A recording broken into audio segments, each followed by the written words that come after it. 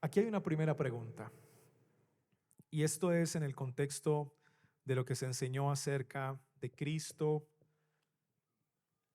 su naturaleza humana, su naturaleza divina. ¿Quién murió en la cruz? ¿Cristo como Dios? ¿Cristo como hombre? Mis hermanos, voy a dar una respuesta corta y él va a explicarla. En la cruz muere el Hijo de Dios encarnado. Yo soy su intérprete. Lo que eso quiere decir es que obviamente Cristo no puede morir en su naturaleza divina porque Dios no muere.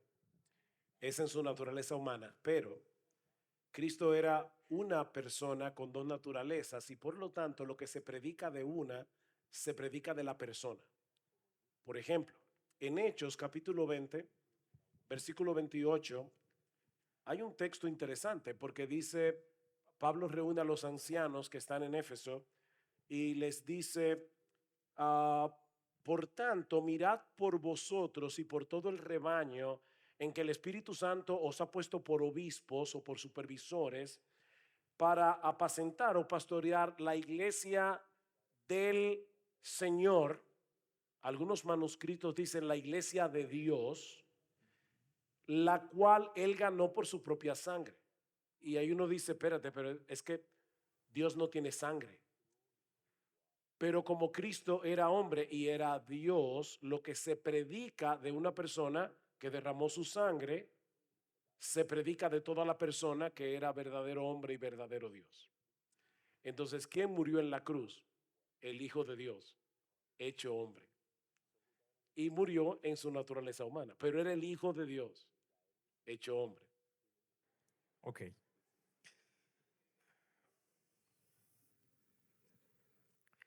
Jesús en su humanidad experimentó frustración y miedo, ¿podríamos decir eso? Of course, the scripture says that. Sí, la escritura lo dice, por supuesto. He suffered, he experienced all kinds of things. Now, fear is a different thing, but certainly in the garden, he appears to have apprehension about what's about to take place. Ahora, el miedo es una cosa un poco diferente, pero podemos decir que en el jardín él estaba sintiendo un poco de preocupación por aquello que le iba a ocurrir. And I think too, though, what's taking place here, though, is that the questions themselves are somewhat guilty of the heresies that we talked about. Some of the questions are trying to merge the two natures into one, and other questions are trying to separate the two natures more than is allowable in Scripture. Algunas de las preguntas aquí realmente hacen referencia a varias de las herejías que se han condenado, porque algunas preguntas, si se responden de alguna manera, están tratando de dividir las naturalezas y otras respuestas tratarían de mezclar las dos naturalezas en una o convirtiéndola en una tercera. So the questions themselves are, on the one hand, assuming Nestorianism, Entonces, algunas preguntas están por un lado asumiendo el nestorianismo and then on the other hand, the questions are assuming Eutychianism. y por el otro lado algunas preguntas están asumiendo el eutiquianismo. And both of those are a violation of the Chalcedonian Creed. Y ambas posturas son una violación o están en oposición al credo de Calcedonia. We're trying to protect the unity, the hypostatic union, Estamos tratando de proteger la unión hipostática without separation, sin separación. right? So when you say who died on the cross, you're trying to make separation. Entonces, cuando uno pregunta, bueno, ¿quién murió en la cruz? Allí se está asumiendo una separación. And then on the other hand, we're committing the opposite heresy, Por el otro lado, estaríamos cometiendo la herejía opuesta, you know, by saying, well, in his human nature did this happen, in his divine nature did that happen. So we're creating some sort of confusion in natures, and that's exactly what the Council of Chalcedon was trying to avoid. Entonces, al decir, bueno, esto ocurrió en su naturaleza humana o su naturaleza divina, estamos creando una separación que el credo de Calcedonia también estaba tratando de evitar. See, so there's neither separation, division, change, or confusion between the two natures. No hay ni separación, ni división, ni confusión en ninguna de las naturales. So any question or any answer that violates those 4 points is prone to either one of those two heresies. Así que cualquier pregunta o respuesta que se incline a alguna o que esté violando, perdón, alguno de esos 4 vallas de contención se inclinaría entonces o al eutiquianismo o al nestorianismo. Uno de los problemas es el lenguaje que usamos. En teología se enseña hermenéutica, donde las palabras tienen un significado importante. Y queremos usar los conceptos que entendemos con las palabras que decimos desde el punto de vista humano y aplicarlos al Santo Dios. Y eso no necesariamente lo podemos hacer. Observamos, por ejemplo, que Jesús dijo, ¿hasta cuándo voy a estar con ustedes? Para nosotros eso significaría frustración. Pero en Cristo posiblemente no eso es lo que él quería decir que estaba frustrado. Pero como humano sintió también la traición de Jesús, de Judas.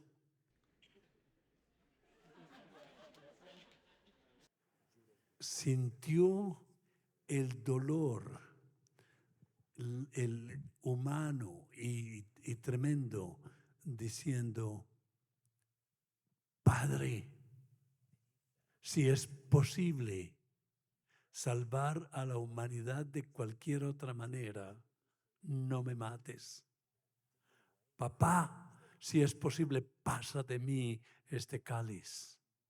Ese es un sentimiento profundo.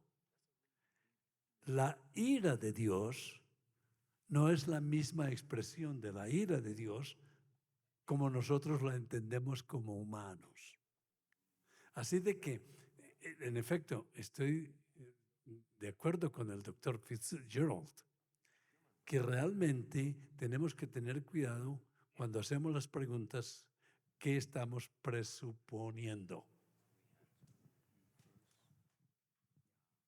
¿Cómo carga la iglesia con la responsabilidad de que hay personas que nunca escucharon el evangelio, pero entonces esas personas podemos decir que son condenadas?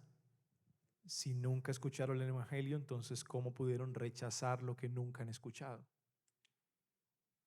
Esa es una falacia muy común en el sentido de que las personas no se van a condenar por rechazar a Cristo. Las personas se van a condenar por rechazar al Padre. Romanos 1 dice claramente que Dios se ha revelado a todos los hombres a través de la creación. Dice, la ira de Dios se revela desde el cielo contra toda impiedad e injusticia de los hombres que detienen con injusticia la verdad, porque lo que de Dios se conoce les es manifiesto, pues Dios se lo manifestó, su eterno poder y deidad se hacen claramente visibles por medio de lo creado. Así que, mis hermanos, todo el mundo conoce a Dios, aún el ateo, y rechazan, suprimen la verdad que ellos conocen de Dios. Y eso es lo que los va a condenar. Cristo dice, yo no vine a condenar al mundo, yo vine a salvarlo. Ellos se van a condenar por haber rechazado al Padre. Y ellos sí sabían que existía Dios. Dios, ellos sabían eso a través de la creación, pero decidieron rechazarlo.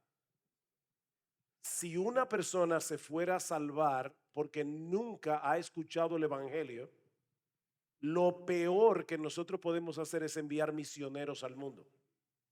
Porque si enviamos misioneros, vamos a suponer por un momento que la ignorancia salva, o sea, que el no haber escuchado nunca el evangelio salvaría al pecador. Pero si fuera así, entonces lo mejor es no mandar misioneros, porque si enviamos misioneros nos estamos arriesgando a que escuchen el evangelio y los rechacen. Pero la razón por la que debemos enviar misioneros al mundo es porque nadie, absolutamente nadie se va a salvar, nadie si no es a través de Jesucristo y el Evangelio. Una vez le preguntaron al doctor R.C. Sproul, hicieron esa misma pregunta, pero de otra forma le preguntaron, señor Sproul, ¿y qué de esos inocentes de África que nunca han escuchado el Evangelio? Y Sproul, que era sumamente cuidadoso con el lenguaje, le respondió a esa persona, no te preocupes, porque Dios no condena a los inocentes. Así que no te preocupes por los inocentes de África, porque Dios nunca va a condenar al inocente. La pregunta que debemos hacernos es, ¿hay inocentes en África? Y la respuesta es no. Todos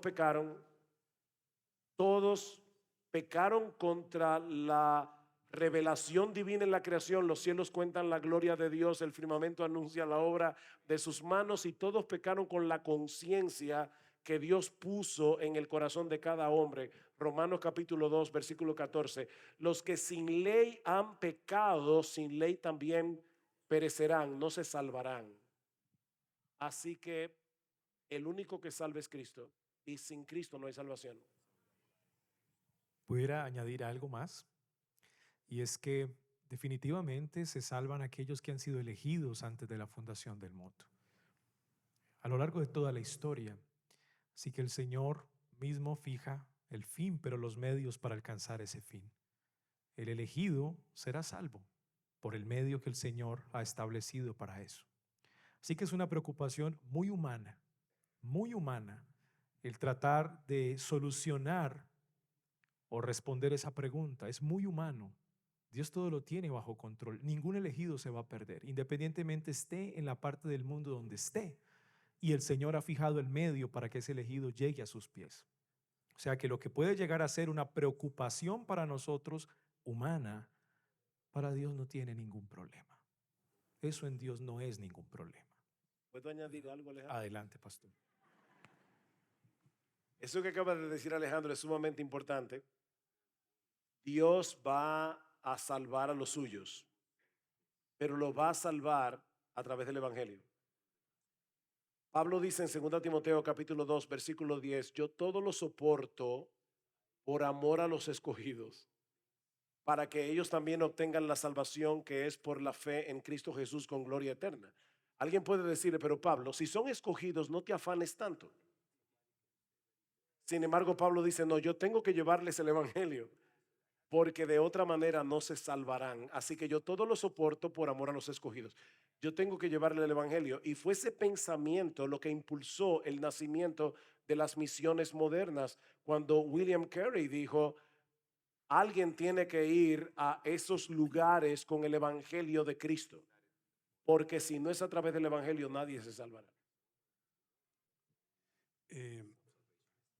El asunto muy claro es que nadie sabe quiénes son los elegidos. Y la pregunta que va a suceder después de esta afirmación que usted ha hecho, Pastor Castiblanco, es que si todos los elegidos se van a salvar y definitivamente no se pierden, ¿para qué ir a presentarles el Evangelio? Si nadie se va a perder. Y la respuesta a esto, y no quiero quitarles tiempo con lo que dijo R.C. Sproul a esa respuesta, pero el asunto es, Dios hubiese podido escribir en el firmamento, crea en el Señor Jesucristo y será salvo. Pero Él decidió usar a los cristianos para expander el reino de Dios. Bellos son los pies de aquellos que llevan el Evangelio de Cristo. Y la razón única por los cuales todos los cristianos están vivos es para llevar el reino de Dios a todas las naciones. De lo contrario, está usted acaparando ese pan y tragándoselo solo y no llevando a los pordioseros el pan que usted recibió o que nosotros recibimos como pordioseros. A Dios le plació dar esa orden y por eso es que vamos, id a todo el mundo, haced discípulos, enseñarles y luego enseñarles y bautizarlos en el nombre del Padre, del Hijo y del Espíritu Santo.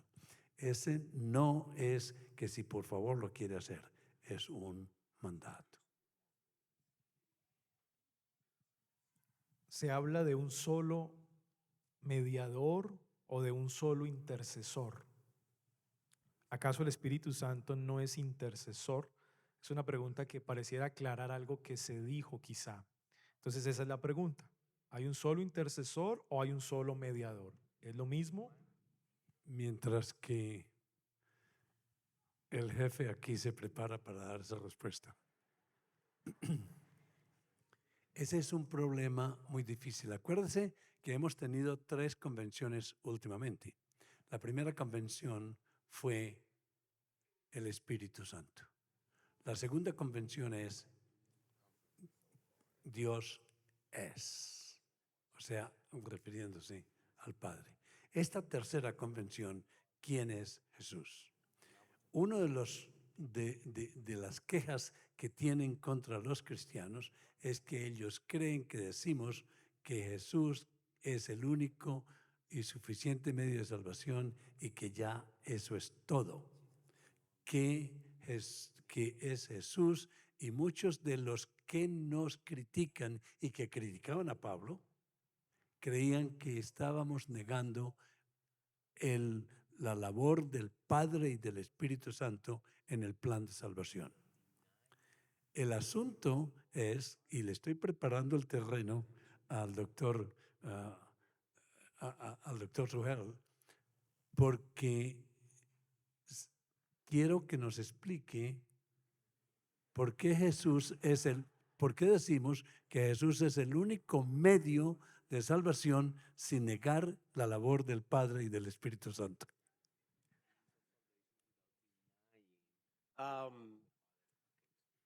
Se han mezclado 2 términos aquí, mediador e intercesor.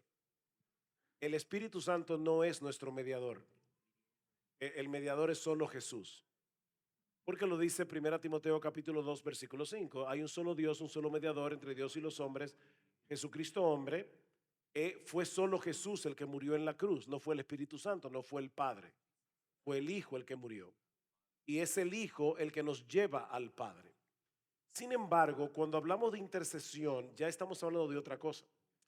En Romanos capítulo 8, Pablo dice en el versículo 26, y de igual manera el Espíritu nos ayuda en nuestra debilidad, pues ¿qué hemos de pedir como conviene? No lo sabemos, pero el Espíritu mismo intercede por nosotros con gemidos indecibles. Y aquí tenemos ahora al Espíritu intercediendo, no mediando. Recuerden, el mediador es Cristo, pero como intercesor, el Espíritu que está en nosotros intercede. Pero cuando vamos a Gálatas capítulo 4, vemos una conexión interesante entre el Hijo y el Espíritu, porque Pablo dice, pero cuando vino el cumplimiento del tiempo, Dios envió a su Hijo, nacido de mujer y nacido bajo la ley, para que redimiese a los que estaban bajo la ley, a fin de que recibiésemos la adopción de hijos. Y por cuanto sois hijos, Dios envió a vuestros corazones el Espíritu de su Hijo, el cual clama, Abba, Padre. Aquí se identifica al Espíritu Santo que está en nosotros y que intercede, como dicen Romanos, como el Espíritu de su Hijo. O sea, la misma inclinación que tiene el Hijo hacia el Padre, y cuando estaba en la tierra para orarle al Padre, es ahora la inclinación que tiene el Espíritu del Hijo que está en nosotros, para que en momentos de fragilidad podamos clamar como si fuera Jesús a su Padre, clamarle Abba, Padre. Así que en ese sentido podemos diferenciar la intercesión del Espíritu y la intercesión del Hijo, pero cuidado, porque yo no creo que podamos bíblicamente hacer tampoco una dicotomía y separar demasiado esas dos intercesiones. In Trinitarian theology, there is a doctrine that's called inseparable operations. En la doctrina trinitaria o en la teología trinitaria hay una doctrina que se llama las operaciones inseparables. And probably Augustine was the first one to use this terminology in his book on the Trinity. Probablemente fue San Agustín el que usó esta terminología en su libro sobre la Trinidad. And what inseparable operation means is that in creation and providence and in redemption, all three members of the Trinity, all three persons of the Trinity are involved in creation, providence, and redemption. Y lo que significan las operaciones inseparables es que tanto en la creación, en la providencia, como en la redención, los tres miembros de la Trinidad están involucrados. Now, in the economy of salvation, Por otro lado, en la economía de la salvación, speaking of the Trinity in economic forms, that is, in the way that a particular person of the Trinity is more involved in one aspect of redemption than the other two. y hablamos de la economía de la redención, cuando hablamos de que una persona, miembro de la divinidad o de la Trinidad, está más involucrado en una de las operaciones específicas. So we can say the Father sends the Son, En ese sentido, podemos decir que el Padre envía al Hijo, the Father and Son send the Spirit, el Padre y el Hijo envían al Espíritu, the Son accomplishes redemption, el Hijo logra la salvación, la redención, and the Spirit applies redemption. y el Espíritu Santo aplica esa redención. Yet all three, when we talk about it from an ontological point of view, are involved in every aspect of each one of those points. Y desde una perspectiva ontológica, los tres miembros de la Trinidad están involucrados en todo ese proceso de In the history redención. of salvation, one is more dominant than the other, depending on where in the history of salvation you are. Pero en esa historia de la salvación, uno de los miembros de la Trinidad es más dominante dependiendo de en qué momento de esa historia de redención nos encontramos. Now, so when you talk about intercessor, the Holy Spirit is an intercessor of sorts. Si hablamos de la intercesión, sabemos que el Espíritu Santo es un intercesor. Jesus is an intercession. He's in heaven now interceding for us. Jesús también es un intercesor y sabemos que está en este momento intercediendo por nosotros. And when you think of mediators, you have to go back into the Old Testament.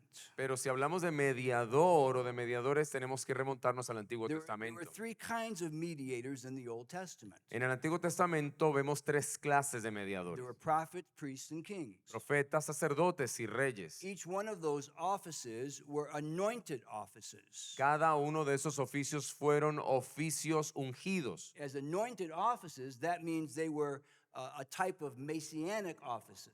Y como oficios ungidos eran un tipo de oficios mesiánicos. The word Messiah, the word Christ, means anointed. Sabemos que Mesías, Cristo, significa el ungido. So prophets were anointed. Los profetas fueron ungidos. Their role was to represent God to the people. Su rol era representar a Dios ante la gente. Priests were anointed. Los sacerdotes eran ungidos. Their job was to represent people to God.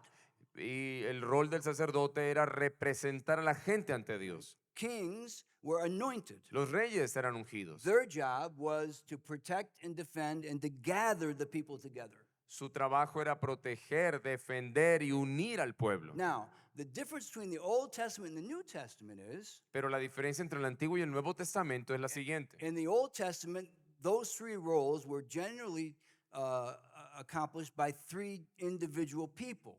En el Antiguo Testamento esos tres roles eran desempeñados por tres tipos de personas diferentes. If you look into when kings and prophets and priests get into trouble, it's when they're trying to do the other person's role. Si se dan cuenta, cuando sea un profeta, un sacerdote, un rey, se mete o se metía en problemas, era cuando trataba de ejercer el rol del otro. Okay. In the New Testament, however, all three of those offices are joined in one person, namely the Lord Jesus Christ. Sin embargo, en el Nuevo Testamento los tres oficios están unidos en una persona, a saber, el Señor Jesucristo. So he is the final prophet, priest, and king. Prophet, priest, and king as an office is in one person.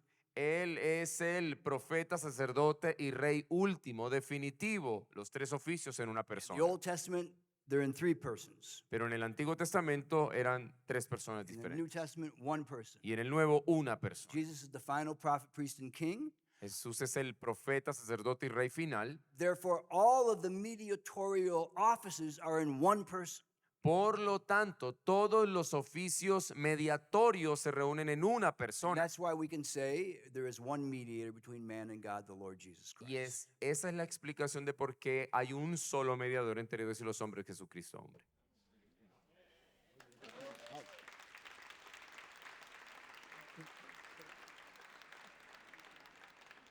Todos los días aprendemos, ¿verdad?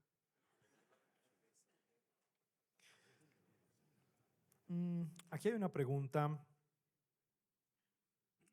Cuando Pablo habla de justificación, ¿podemos aclarar un poco ese término? ¿Quiere decir que hemos sido declarados justos o hemos sido hechos justos o ambas cosas? No somos justos. Hemos sido declarados justos como si nunca hubiésemos pecado. Pero es la declaración. Pensé que iba a decir algo más. Esa es la diferencia fundamental entre los protestantes y los católicos romanos. La Iglesia Católica Romana cree que la justificación es el acto a través del cual Dios nos hace justos. Y en la medida en que nosotros practicamos esa justicia, nos ganamos la salvación. Pero el Nuevo Testamento lo que enseña es que la justicia de Cristo es imputada. En Romanos capítulo 4 se habla de aquel a quien se le imputa la justicia. Imputar es poner en tu cuenta algo que no es tuyo, es una justicia foránea porque no es tuya, es de Jesús.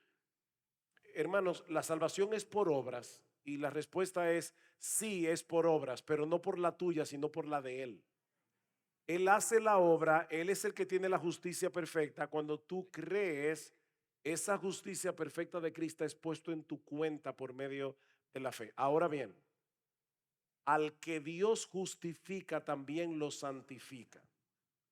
Son dos obras diferentes, pero que no pueden ser separadas. Si no hay santificación es porque no hubo justificación. A todo el que Dios justifica también lo liberta de la esclavitud del pecado y a partir de ese momento comienza un proceso gradual de santificación a través del cual nos vamos pareciendo cada vez más al Señor Jesucristo. Por eso hablábamos hoy de gloria en gloria, de gloria en gloria. Es un proceso gradual hasta que lleguemos a la santificación final de la glorificación, cuando ya todo vestigio de pecado, todo cáncer del pecado será completamente eliminado de nosotros. Así que Dios justifica declarándonos justos, pero ahí mismo nos santifica libertándonos de la esclavitud del pecado.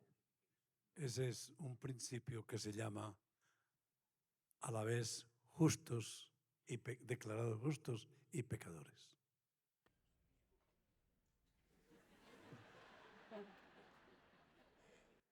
Muy bien. Cristo como sumo sacerdote tiene un sacerdocio intransferible, pero ¿en qué sentido los creyentes somos sacerdotes? Bueno, eso como que me suena católico. No. Sí. Somos sacerdotes, primero, reales, porque en los sacerdotes del Antiguo Testamento, ellos entraban a través del velo para ir del lugar santo al lugar santísimo. Nosotros ahora somos sacerdotes reales porque a través del templo, del velo del cuerpo de Jesús, entramos directamente al lugar santísimo como sacerdotes reales. Y quiero agregar algo más porque doctor Sugel nos va a aclarar lo que yo estoy diciendo. Sí, eso le dijo Arcis Sproul a doctor MacArthur. Dice, ¿por qué es que yo tengo que explicar siempre lo que usted quería decir? Sí, sí, he said that. Pero el otro asunto es que nosotros somos también sacerdotes para otras personas. Y nuestro sacerdocio es llevar el evangelio a otras personas, pero no tenemos el poder de convertir a nadie, pero llevamos el evangelio, y si esa persona recibe el evangelio y cree, todos sus pecados han sido perdonados. O sea que en ese aspecto somos cierto aspecto de sacerdote. ¿No quiere decir nada?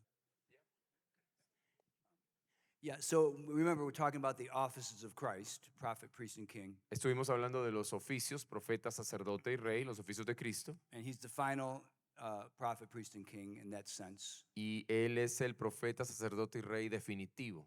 And he is also called the great high priest. Y también es llamado el gran sumo But sacerdote. he's the high priest not from descent of the Levites. Pero sabemos que sacerdote no del linaje, no de la orden de los His levitas. priesthood has no beginning or end after the order of Melchizedek. Es sacerdote según el orden de Melquisedec, no tiene ni principio ni fin. Now, we are in union with Christ, Ahora nosotros estamos en unión Okay. con Cristo. so his death is applied to us. Su muerte se aplica a His nosotros. resurrection is applied to us. Su resurrección es aplicada a nosotros. His session is applied to us. Su sesión también es Every aplicada a nosotros. event in the life of Christ is applied to us Y cada evento en la vida de Cristo se aplica a nosotros. because we're in union with him. Porque estamos en unión con Él. And so, by virtue of being in union with him, we also share in the offices of Christ. Ahora, en virtud de nuestra unión con Cristo, también compartimos en sus oficios. So, we share in the office of the prophet, Así que compartimos ese oficio de profeta. we share in the office of the priest, Compartimos en ese oficio sacerdotal. and we share in the office of the king. Y también en ese oficio real Okay? compartimos. That's why the Bible speaks of us as priests and kings. Es por eso que el apóstol Pedro habla de nosotros como sacerdotes reales, reyes y sacerdotes en And Apocalipsis. we function in a prophetic way. Y funcionamos en una manera profética. Whenever we speak for God through the word of God, we're fulfilling a prophetic role. Cada vez que nosotros hablamos de parte de Dios a través de la palabra de Dios, estamos cumpliendo un rol profético. When we see our brother or sister fall into sin and we try to restore them and we try to plead with God to have mercy on them, we're fulfilling a priestly role. Cuando nosotros vemos a un hermano o hermana caer en pecado y procuramos su restauración, intercediendo por él ante Dios, por el perdón de sus pecados, de alguna manera ejercemos un rol sacerdotal. And whenever we go out into the world in evangelism and mission to conquer, right, then we're fulfilling the kingly role. Y cada vez que vamos a misiones o vamos a evangelizar, a conquistar el mundo, ahí estamos ejerciendo un rol real. And all of that we have not in and of ourselves, but we have that by virtue of our union with Christ. Y todas esas cosas no son inherentes a nosotros, las ejercemos en virtud de nuestra unión con He has Cristo. shared those offices with us. Él comparte esos oficios con nosotros.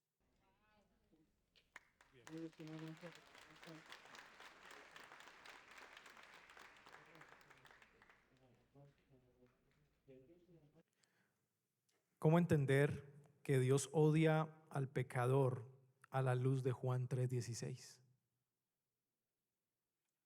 Haz algo, Julio. Ya yo lo hice todo. Podemos entender esto porque,